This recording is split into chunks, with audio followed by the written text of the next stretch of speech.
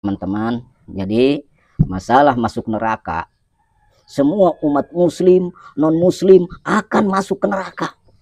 Namun Allah akan menyelamatkan orang-orang yang bertakwa, yaitu orang-orang yang beriman kepada Allah, yang mengikuti ajaran-ajaran Rasul-Rasul Allah. Itu yang akan diselamatkan.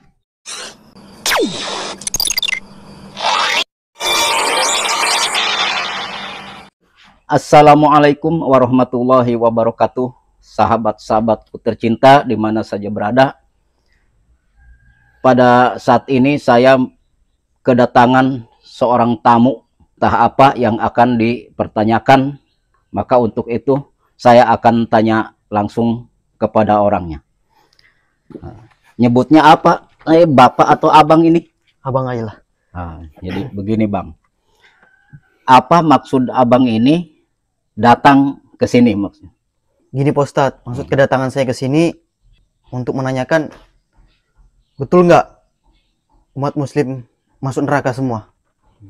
Karena saya salah satu tonton di ceramah Sang Pencerah dan di channel di channel Sang Pencerah mungkin. Ya, sama di channel Pencari Kebenaran.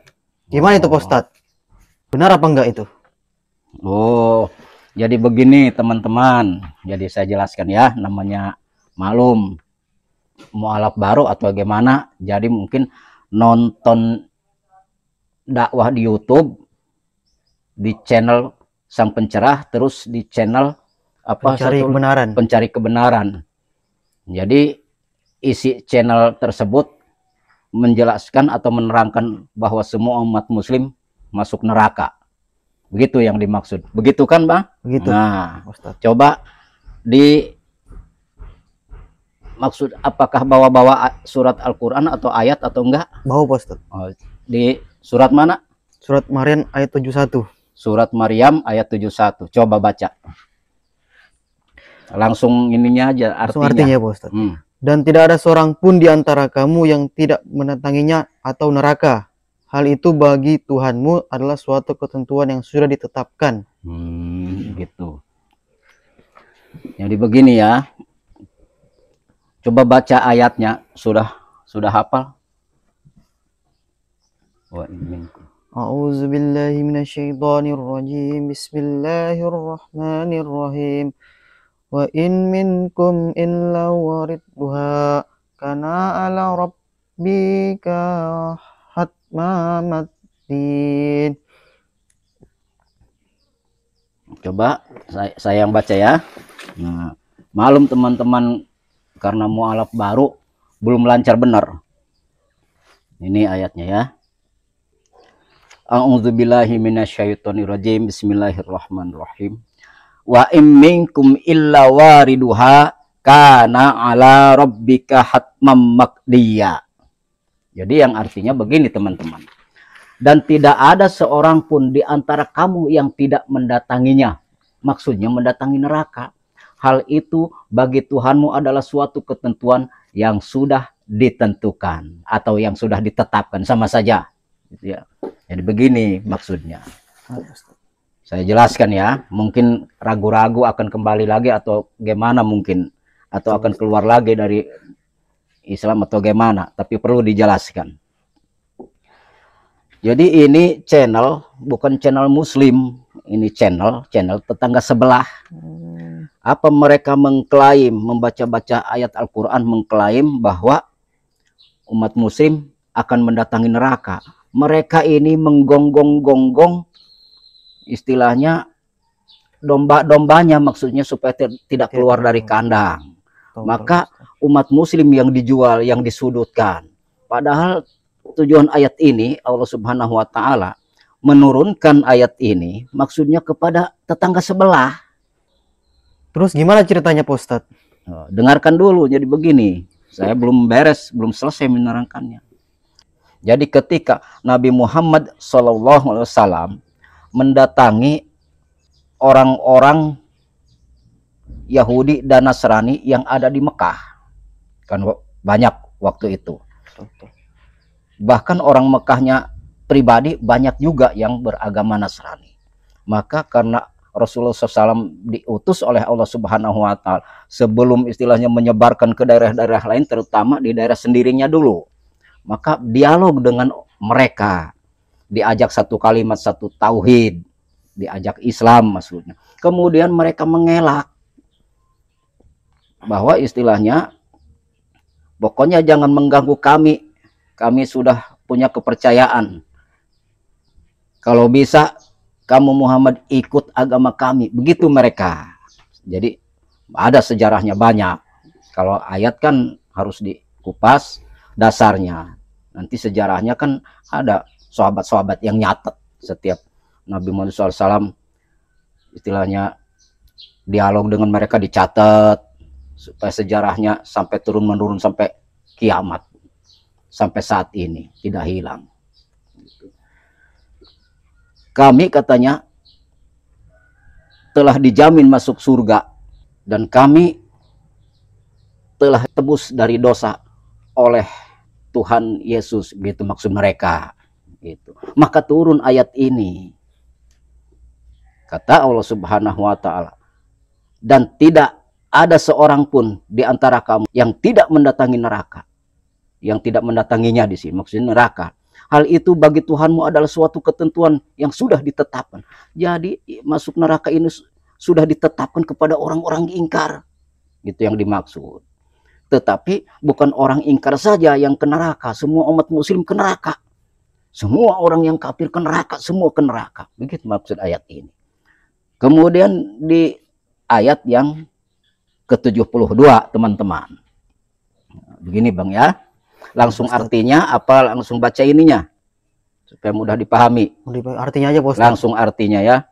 Di ayat ke-72. Kemudian kata Allah Subhanahu wa Ta'ala, kami akan menyelamatkan orang-orang yang bertakwa dan membiarkan orang-orang yang zalim di dalam neraka dalam keadaan berlutut. Nah, jadi maksudnya semua manusia tidak ada yang tidak mendatangi neraka. Maksud ayat ini semua mendatangi neraka. Tetapi Allah Subhanahu wa Ta'ala akan menyelamatkan orang-orang yang bertakwa. Siapa itu? Orang-orang yang berserah diri kepada Allah. Orang yang mengikuti ajaran Rasul-Rasul Allah. Semua kan nabi-nabi itu diutus oleh Allah mengajarkan tauhid, tidak mengajak atau mengajarkan untuk menyembah kepada Tuhan selain Allah. Semua kepada Allah. Gitu. Semua para nabi kepada Allah. Nah, semua umat muslim, semua orang kafir akan masuk neraka. Tetapi di ayat ke-72, Allah akan menyelamatkan orang yang bertakwa dan membiarkan orang yang zalim. Yang bertakwa siapa itu? Orang muslim, orang yang mengikuti nabi-nabi, berserah diri kepada Allah. Tetapi Allah membiarkan orang-orang yang zalim. Siapa itu? Itu yang ingkar, yang kafir, yang munafik. Tidak akan diampuni selama-lamanya. Jadi mereka istilahnya di dalam neraka sambil berlutut, tolong kami, angkat kami, kami tidak sanggup, tidak mau. Begitu maksudnya berlutut-lutut di sini. Membiarkan orang-orang yang zalim di dalam neraka dalam keadaan berlutut. Mereka memohon supaya ikut bersama mereka, maksudnya diangkat, dipindahkan. Tidak bisa. Sudah ditetapkan karena istilahnya kamu ingkar, pembangkang. Itu yang dimaksud. Kenapa ya orang muslim yang beriman dimasukkan ke neraka Pak Ustadz? Oh begitu. Jadi kan selain nabi-nabi, kalau nabi-nabi memang semua berbuat dosa, tapi waktu di dunia juga sudah diampuni karena mereka langsung bertobat, namanya nabi, rasul kan. Nah, kenapa umat muslim masuk ke neraka padahal sudah beriman kepada Allah? Bahkan sholat, berzakat, apalagi yang tidak sholat, yang tidak berzakat. Jadi mengerjakan suatu pekerjaan yang melanggar dari, maksudnya yang tidak diperintah oleh Allah dikerjakan. Seperti maksiat. Ada juga yang tidak mau sholat. Kemudian kata Allah ini haram. Misalkan sesuatu yang haram dimakan, misalkan dikonsumsi. Ini riba dikerjakan. Ini misalkan barang ini haram misalkan. Jadi banyak judi segala macam, bahkan kencing berdiri pun kan dilarang di dalam hukum Islam, bukan syariat Islam. Nah, itulah yang dilakukan oleh orang muslim. Kemudian perbuatan orang-orang kafir diikutin, dikerjakan, ya pantas dikenerakakan. Tetapi mereka tidak kafir, tetap beriman, cuma hanya mengerjakan istilah suatu pekerjaan yang dilarang, maka dihukum dahulu. Jadi seperti begini, ini gambaran ya supaya mudah dipahami. Misalkan manusia nih di Indonesia nih mencuri ayam, misalkan hukumannya ini hanya gambaran, polisi yang tahu hukum. Maling ayam 1 ekor misalkan akan dihukum di penjara 3 bulan. Maka setelah 3 bulan pencuri itu dikeluarkan, sudah dimaafkan, diampuni, sudah habis, sudah bersih istilahnya kesalahannya. Nah itu, nah Allah pun begitu orang muslim.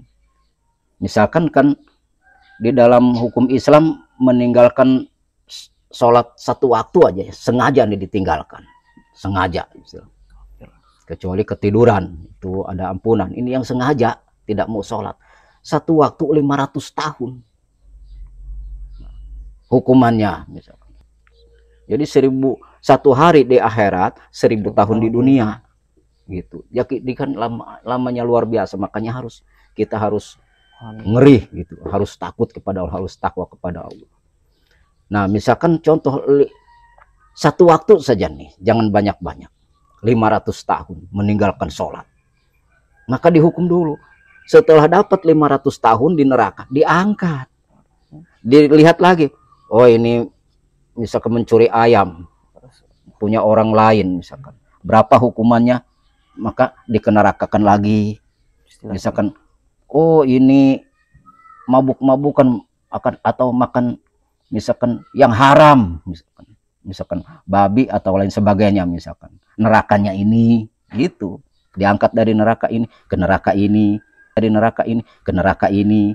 Oh, ini neraka ini untuk dosa apa-apa saja, nanti terus setelah selesai bersih, diampuni dosa oleh Allah dari makan yang haram. Oh, pernah kencing berdiri misalkan, dimasukkan lagi ke neraka. Begitu, jadi berpindah-pindah. Tetapi ujung-ujungnya semua sudah tidak ada. Orang yang dihisab, yang ke neraka sudah ke neraka, yang ke surga sudah ke surga, maka sama-sama kekal. Orang kafir kekal di neraka, orang muslim yang berserah diri kekal di surga, gitu maksudnya. Tapi semua tetap ke neraka. Kata Allah Subhanahu wa Ta'ala, menyelamatkan orang-orang yang bertakwa, yaitu orang-orang yang beriman. Sejahat apapun orang muslim itu, karena tidak musyrik, tidak menyekutukan Allah, apabila telah selesai, telah bersih dari hukuman itu di neraka, diangkat semua. Cuman masing-masing berapa tahun gak sama, ada yang mungkin 1000 tahun, ada yang 1 juta tahun per orang, itu yang dimaksud. Tapi mereka orang-orang yang tidak beriman disuruh beribadah kepada Allah, disuruh bertuhan kepada Allah, disuruh mengabdi kepada Allah, disuruh oleh Allah Subhanahu wa Ta'ala mengikuti ajaran Rasul-Rasul Allah, maka membangkang, tidak mau, bahkan memilih sesembahan yang lain. Nah, itulah yang disebut orang-orang ingkar. Jadi maka kafir, apalagi menuhankan istilahnya manusia dan lain sebagainya, maka kafir hukumnya. Maka bagaimana Allah untuk mengampuninya sedangkan mereka kafir? Itu yang sulit. Nah, paham ya? Paham, Ustaz. Dan akan mempertambah ilmu gitu. Baik, Pak Ustadz. Jadi tambahan dari ayat tadi, saya tetap bersikukuh, tetap ke muslim. Jadi maksudnya bertahan di muslim ya? Ya, tetap bertahan di muslim. Ya. Iya, memang harus begitu. Tidak ada lagi agama yang diterima oleh Allah, hanya muslim. Dari nabi-nabi terdahulu muslim. Kemudian di abad ke-7 maka Islam ini dipimpin oleh Nabi Muhammad, di bawah Nabi Muhammad. Jadi bukan di abad ke-7 itu Islam baru muncul, bukan. Maksudnya Nabi Muhammad SAW mulai memimpin Islam, Islam yang telah dijalankan oleh nabi-nabi terdahulu, maka pada abad ke-7 dilanjutkan oleh Nabi Muhammad. Bukannya istilahnya abad ke-7 itu baru muncul, bukan. Maksudnya Allah Subhanahu wa taala memerintah Nabi Muhammad untuk memimpin umat dibawa ke ajaran Islam yang telah diajarkan oleh nabi-nabi terdahulu. Kalau istilahnya sekarang mana diresmikan, ditunjuk, dipercaya. Hei, istilahnya Muhammad kalau dijabar luaskan nih. Maka mulai sekarang kamu menjadi pemimpin bagi umat seluruh alam untuk melanjutkan ajaran-ajaran Islam nabi-nabi terdahulu. Itulah di abad ke-7 maksudnya. Mulai Nabi Muhammad memimpin Islam di abad ke-7 sampai sekarang gitu maksudnya. Bukan di abad ke-7 itu baru muncul, bukan. Gitu yang dimaksud. Sekarang begini, Nabi Adam waktu di surga kepada siapa tobat? Kepada Allah. Nah, kan kepada Allah bertobatnya, berarti itu yang namanya istilahnya muslim, berserah diri. Walaupun tidak misalkan ditulis atau tidak disebut muslim, itu yang namanya muslim. Setiap orang yang bertobat, yang berdoa, yang ibadah kepada Allah, itu namanya muslim. Walaupun misalkan tidak disebut muslim, itu namanya muslim. Itu yang dimaksud. Paham ya? Paham Pak Ustadz. Teman-teman, jadi mungkin ini agak ragu-ragu, sering nonton di YouTube bahwa apakah benar orang Islam itu semua akan mendatangi neraka. Maka mungkin ragu-ragu di Islam karena ketakutan. Makanya untung. Jadi orang-orang yang baru paham di Islam itu jangan dijauhkan, jangan dijauhin, harus dideketin terus supaya meresap isi-isi atau kandungan-kandungan ayat-ayat Al-Quran ke dalam hatinya. Terus jelaskan ayat per ayat. Begitu kunci-kunci mereka itu. Apa sudah cukup apa?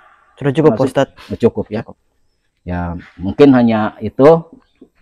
Nanti kalau misalkan ada yang perlu ditanyakan lagi, misalkan nonton YouTube atau gimana ya, jangan langsung diambil. Wih, takut gimana, datang. Walaupun nggak ada saya, banyak yang ngerti. Jangan salah istilahnya datang. Kadang Ustadz juga ada yang munafik, ada yang bagaimana. Jadi datangnya ke Ustadz yang benar-benar mempelajari Al-Quran gitu ya. Siap Ustadz. Nah, mungkin hanya itu yang dapat disampaikan.